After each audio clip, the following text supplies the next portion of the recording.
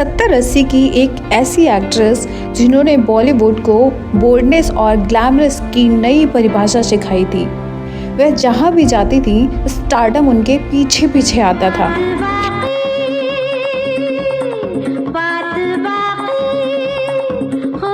वह time magazine के front page पर आने वाली पहली इंडियन एक्ट्रेस बनी थी। लेकिन इस बेहद खूबसूरत और बोल्ड एक्ट्रेस की असल ज़िंदगी बेहद दर्दनाक रही और उनके रिलेशनशिप ने ही उनकी ज़िंदगी बर्बाद कर दी थी।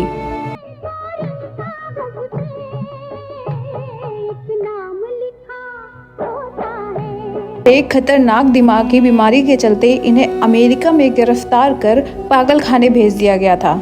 और क्या आप जानते हैं कि उन्होंने महानायक अमिताभ बच्चन पर अपनी जासूसी करने व जान से मारने जैसे गंभीर आरोप लगाए थे। और क्या आप यकीन करेंगे कि सुपर स्टारडम पा चुकी अभिनेत्री की 3 दिन की सड़ी हुई लाश उनके ही फ्लैट में मिली थी, जिनके अंतिम संस्कार करने उनका कोई अपना नहीं आया था। कौन थी ये अदाकारा और इस हालात में कैसे पहुंच गई थी? जानेंगे बहुत कुछ। बने रहिए हमारे चैनल फिल्मी गॉसिप विद आरती के साथ। आज हम बात करेंगे परवीन बाबी की। परवीन बाबी का जन्म 4 अप्रैल 1949 को गुजरात के जूनागढ़ में एक मुस्लिम परिवार में हुआ था। वे अपने माता पिता की इकलौती संतान थी, जो उनकी शादी के 14 वर्ष बाद पैदा हुई थी। उनके पिता का नाम वली मोहम्मद बाबी और माता का नाम जमाल बख्ते बाबी था। उनकी ज़िंदगी में बचपन से ही खालीपन रहा है। परवीन ने महज 10 वर्ष की आयु में अपने पिता को खो दिया था। बात करें उनकी स्कूलिंग की, तो परवीन बाबी की schooling mount Carmel high school Ahmedabad से हुई थी। उन्होंने आगे की पढ़ाई सेंट जेवियर कॉलेज से की थी। परवीन का मॉडलिंग कैरियर 1972 में शुरू हुआ। मॉडलिंग के दौरान एक रोज जब मशहूर निर्माता निर्देशक BR इसारा साहब की नज़र परवीन बाबी पर पड़ी, तो इसारा साहब परवीन बाबी को देखते रह गए थे। उस समय परवीन ने मिनी स्कर्ट पहनी थी और उनके हाथ में था सिगरेट।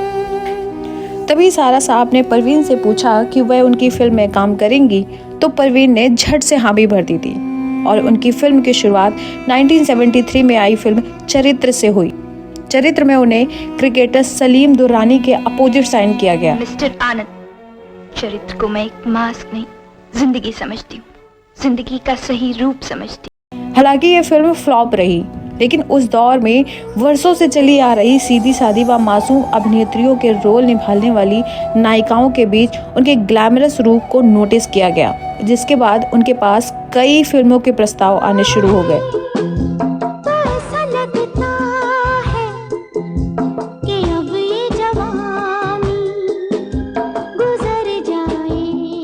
और साल 1974 में उनकी सबसे बड़ी हिट फिल्म मजबूर आई, जिसमें उन्होंने अमिताभ बच्चन के साथ काम किया था, जिसके बाद परवीन बाबी ने कभी पीछे मुड़कर नहीं देखा। उनकी दूसरी हिट भी अमिताभ बच्चन के साथ रही। उन्होंने फिल्म दीवार में अमिताभ बच्चन के साथ जबरदस्त बोल्ड किरदार निभाया था। परवीन बाबी के बोल्ड किरदार को दर्शकों ने खूब पसंद किया।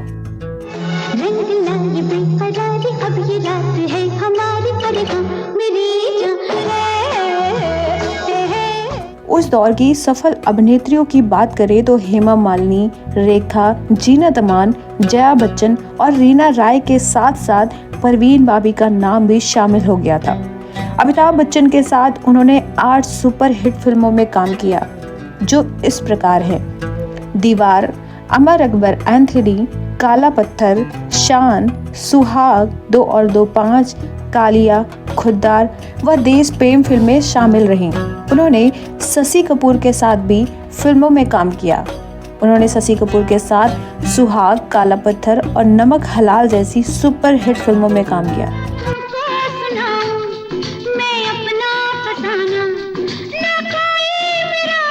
वहीं धर्मेंद्र के साथ भी फिल्म जानी दोस्त में स्क्रीन शेयर की।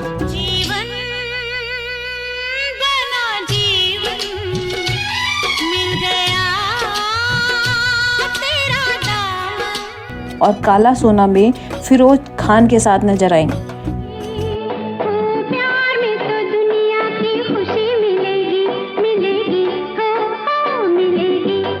अपनी बड़ी हिट फिल्म क्रांति में उन्होंने हेमा मालिनी के साथ काम किया। हेमा मालिनी जो फिल्म में लीड रोल निभा रही थी। फिल्म में छोटे से किरदार के बावजूद परवीन बाबी ने अपनी उपस्थिति दर्ज करा दी थी। उस फिल्म में किए गए डांस को कौन भूल सकता है।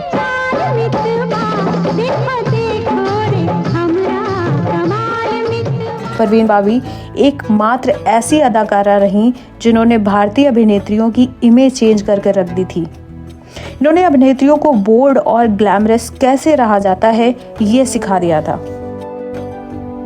बात करें इनके व्यक्तिगत जीवन की तो उनका पहला प्यार उनके बॉयफ्रेंड जमील रहे, जो पाकिस्तान से ताल्लुक़ रखते थे।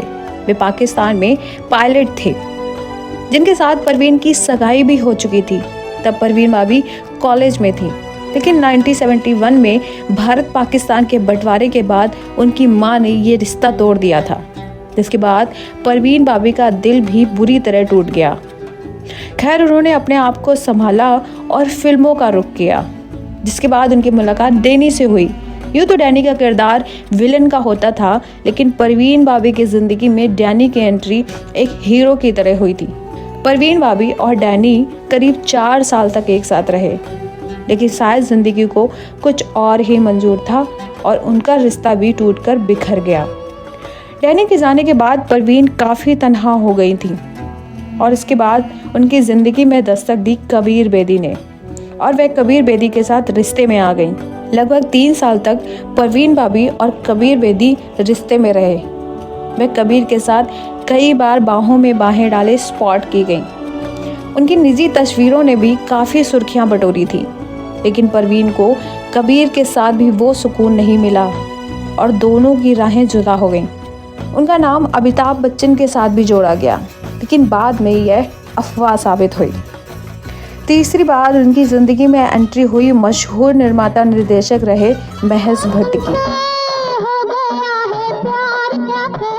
जिन्होंने परवीन भाभी के लिए अपनी पहली पत्नी को तलाक दे दिया था और परवीन के साथ लिव इन में रहने लगे थे।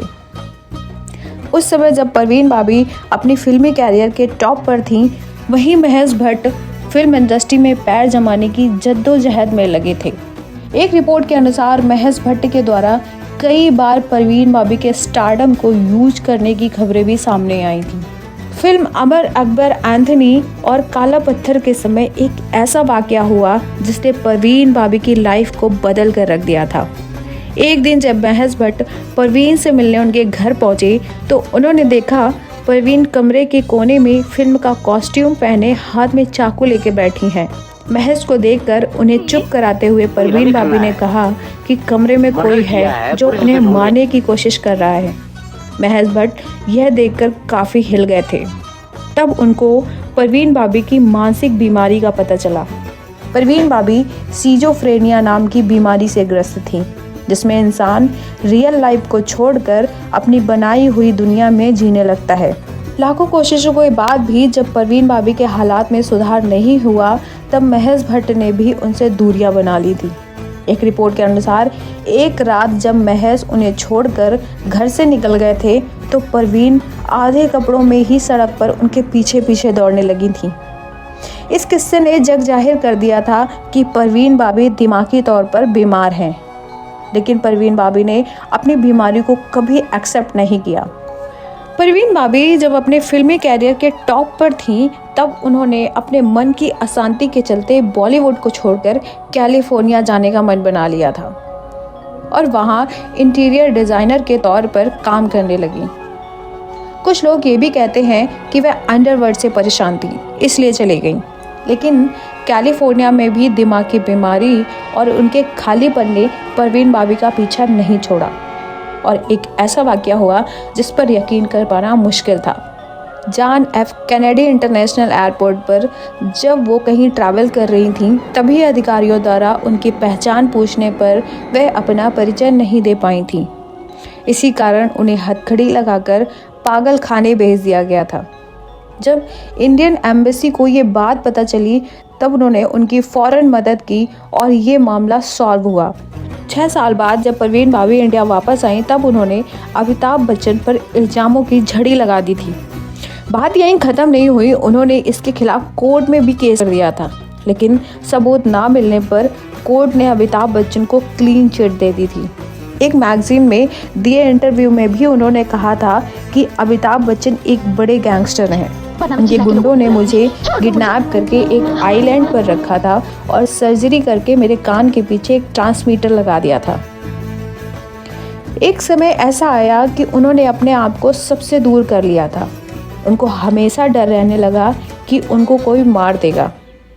इस डर के चलते उन्होंने मीडिया, अपने रिश्तेदारों से भी दूरी बना ली थी और यहाँ तक कि उन्होंने अपने फ्लैट में काम करने वाले नौकरों को भी निकाल दिया था।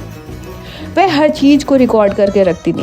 लास्ट क्रिसमस पार्टी में उन्होंने कुछ 7 मेहमानों को इनवाइट किया था, जिसके नाम भी उन्होंने रिकॉर्ड में रखे थे। यह रिकॉर्डिंग आज भी महाराष्ट्र पुलिस के पास सुरक्षित है। उस दौर में उनकी फ़ैन फॉलोइंग बहुत लंबी थी। बॉब क्रिस्टो, जो ऑस्ट्रेलियन मूल के निवासी थे, वे परवीन बाबी के इतने बड़े दीवाने थे कि वे मुंबई में ही बस गए थे, लेकिन परवीन बाबी का साथ उन्हें कभी नहीं मिल पाया। इतने अफेयर्स के बाद भी परवीन ने कभी शादी नहीं की। वे ताउम्र अकेली रहीं और उनकी मौत भी अकेलेपन से जूझते हुए ही हुई। वे सबसे ज़्यादा करीब महज भट्ट के साथ रहीं। परवीन बाबी को याद करते हुए महज भट्ट ने एक इंटरव्यू में बताया था कि जिस दिन परवीन बाबी की मौत हुई, उस दिन इस बात का एहसास हुआ कि वह हमेशा उनकी यादों में जिंदा रही हैं। लेकिन परवीन के पागलपन ने सब कुछ तबाह कर दिया था। 1982 में महज भट्ट ने फिल्म अर्थ की कहानी लिखी, जो महज और परवीन बाबी की ज़िंदगी पर आधारित थी। और सन 2006 में आई फिल्म वो लम्हे में भी उन्होंने अपनी प्रेम कहानी को फिर से दोहराया था। एक रिपोर्ट के अनुसार महज भट्ट से मिले धोखे और जिंदगी के खालीपन ने उन्हें धीरे धीरे मौत के मुंह तक पहुंचा दिया था। जब उदासी ही जिंदगी बन जाए तो उदासी जिंदगी का एक हिस्सा है, जिंदगी नहीं मिशिका। जिंदगी आंसू और मुस्कुराहट दोनों। जिस बॉलीवुड को उन्होंने एक से बढ़कर एक सुपरहिट फिल्में दी, उसने ही परवीन बाबी को दरकिनार कर पागल करार दे दिया था। एक समय था जब बड़े बड़े निर्माता निर्देशक उनके फ्लैट के बाहर उन्हें साइन करने के लिए लाइन लगाकर खड़े रहते थे, लेकिन उनके आखिरी दिनों में किसी ने उनकी खबर तक नहीं ली थी।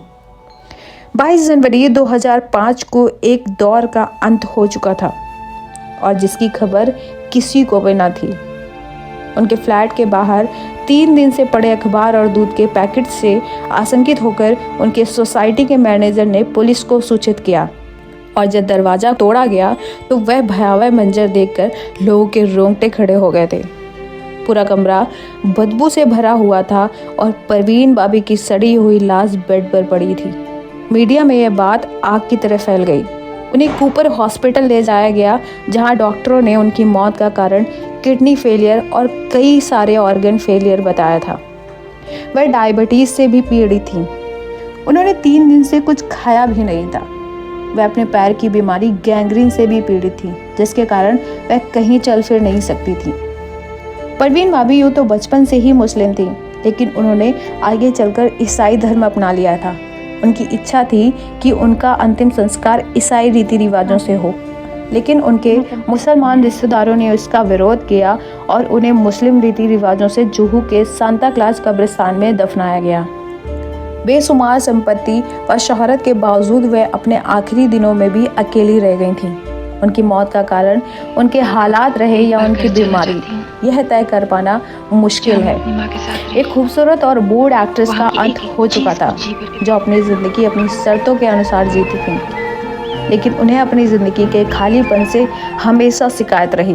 वह ज़िंदगी भर सच्चे प्यार के लिए तरसती रही। परवीन बाबी ने सुपर स्टारडम देखा था, चकाचौंध देखी, लेकिन जब मौत आई तब वह बिल्कुल अकेली थी। आदमी जो कहता है, आदमी जो सुनता है, जिंदगी भर वो सदाएं पीछा करती है। परवीन बाबी अपने ज़माने की लेडी सुपरस्टार के नाम से भी जानी जाती हैं। वह बॉलीवुड की पहली अभिनेत्री रहीं जिन्हें टाइम मैगजीन के फ्रंट पेज पर जगह मिली थी। वह आज हमारे बीच भले ही ना हो, लेकिन आज भी सभी के दिलों पर राज कर रही हैं।